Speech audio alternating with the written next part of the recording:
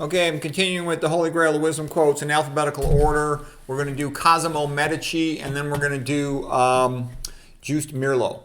Okay, so Cosimo Medici was sort of the godfather of the Italian Renaissance.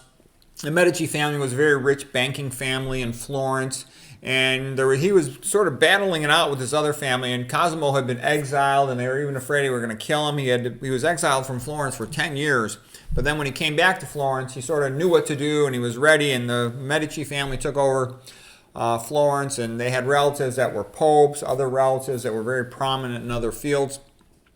When Cosimo, this is a quote from Will Durant, when Cosimo returned from exile to Florence, that's when the Italian Renaissance really took off. And he funded lots of great scholars who were translating books from, Arabic and other languages into Latin, into Italian, for example. So here's Will Durant. Rome was the center of the Latin or Western Roman Empire. Byzantium was the center of the Greek or the Eastern Roman Empire. Before the 1400s, Greek was rare in Italy. In the late 1400s, Plato was relatively new to the Italians, and his popularity was rising just as Aristotle's was sinking. Okay, Cosimo Medici funded Marsilio Ficino to translate the works of Plato and to start a Platonic academy. Renaissance Italians called the studies of the Greeks and Romans the humanities. That's good to know. The Greeks and Romans, classic Greeks and Romans, ancient Greeks and Roman study is called the humanities. Renaissance painters put paganism into Christian art and made it better. But one thing I'm going to say is, Will Durant, he's a good historian, but he's a little bit of a trend hopper.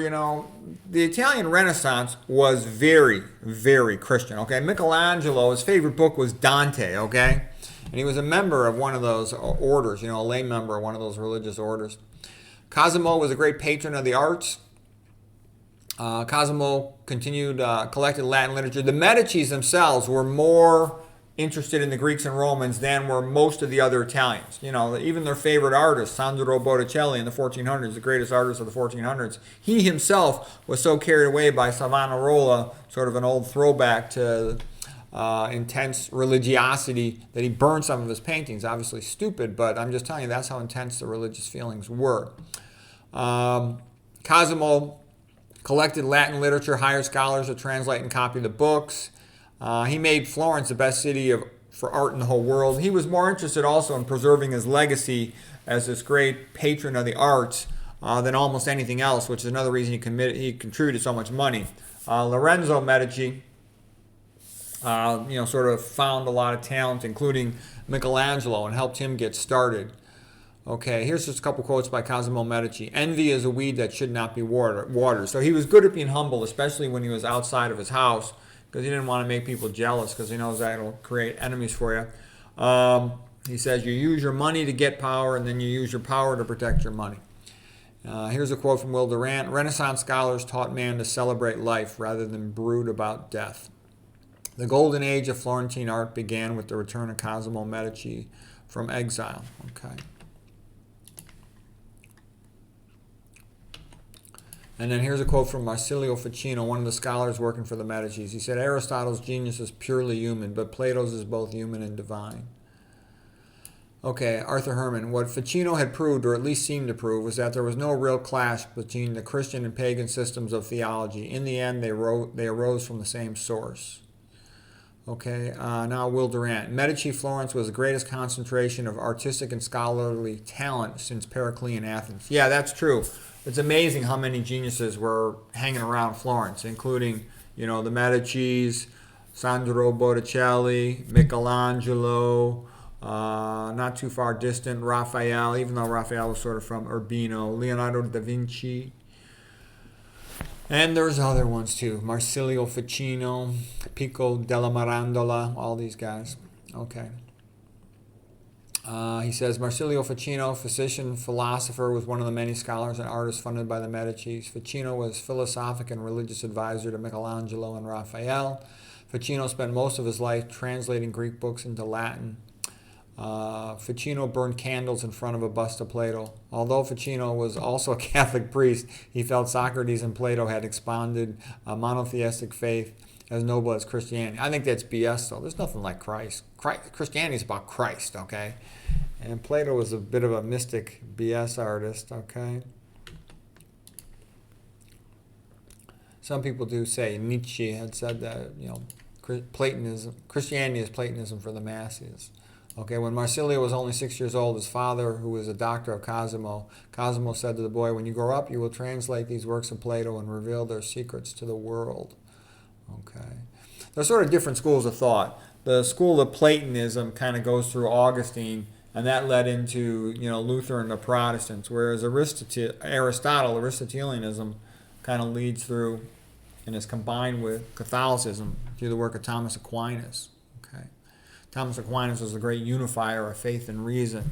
You sort of had the Bible-thumping Bible pushers like Augustine and Bernard or Clairvaux, thinking that faith was the only thing that mattered. Later, Martin Luther was there, and they even tried, like the Franciscans, they even tried to banish Aristotle. But then there was the Dominicans, like Thomas Aquinas. His mentor was Albert the Great, and they were much more in favor of the work of Aristotle. And in a sense, the old story was Aquinas baptized Aristotle, made him acceptable and central to Catholicism. Okay, all right. Now we're going to do the next guy, Joost Meerlo. He lived from 1903 to 1976. He was a psychoanalyst, and he studied brainwashing. So here's some of the things he said about it. He said, "At the moment faith and hope disappear, man breaks down." Yeah, when you take religion away from a person, they become atheists. They lose hope. They become much more mentally fragile, easy to control. Confusing the target audience is one of the necessary ingredients for effective mind control. A lot of people just give up when they feel confusion. Demoralization of the target audience is yet another step in successful mind control. Yeah, nonsense like modern art. It's crap, and then they hide the good. There's a lot of good artists nowadays. You just don't know about them. They hide the good artists, and they show you modern art nonsense. Eric R. Music is a good artist, okay? Robert Bateman is a great nature artist, and there's a lot of other good ones. Okay, ready-made opinions can be distributed day by day through press, radio, and so on, again and again until they reach the nerve cell and implant a fixed pattern in the brain. Yeah, that's the old saying. If you're working with stupid people, just the more you repeat something, the more they believe it's true. Guided public opinion is the result, according to Pavlovian theoreticians of good propaganda technique. The polls are a verification of successful Pavlovian machinations. It's like, how could anybody be a Democrat? I mean, they're a complete joke, that party. Republicans got lots of problems, but they're not a complete joke. Dems are a complete joke. You can't be a Dem and have a brain, okay? The big lie and monotonously repeated nonsense have more emotional appeal in a Cold War than logic and reason. He who is master of the press and radio is master of the mind. Yeah, that's where the biggest power comes from in modern society, controlling public opinion. And it works, sadly. I go to the grocery store and I see that almost all the toothpaste still has fluoride in it. I'm like depressed. What that means is the public doesn't know anything, which is sad. Repeat, and also most people go to public schools and they're so programmed and stupid, they don't even know they're programmed and stupid. You talk to somebody from Europe, at least they know the difference between Germany and Poland and Austria and Russia, Lithuania, France and England. They've got some sense. You talk to an American from a public school, they don't know anything. And they're so dumb that they don't even know they're dumb. They just don't have any information in their brain to have a conversation with, and it's sad because they're like made for slavery, and there's a lot of people like that. So what are you going to do? Okay, he says, repeat a message mechanically, its assumptions and suggestions, and diminish the opportunity for communicating dissent and opposition. This is the formula for political conditioning of the masses. Well-publicized facts are a bane to the mind controllers. The mind that is open for questions is open for dissent.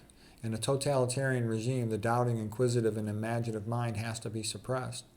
The totalitarian slave is only allowed to memorize, to salivate when the bell rings. Yeah, that's like Ayn Rand had said.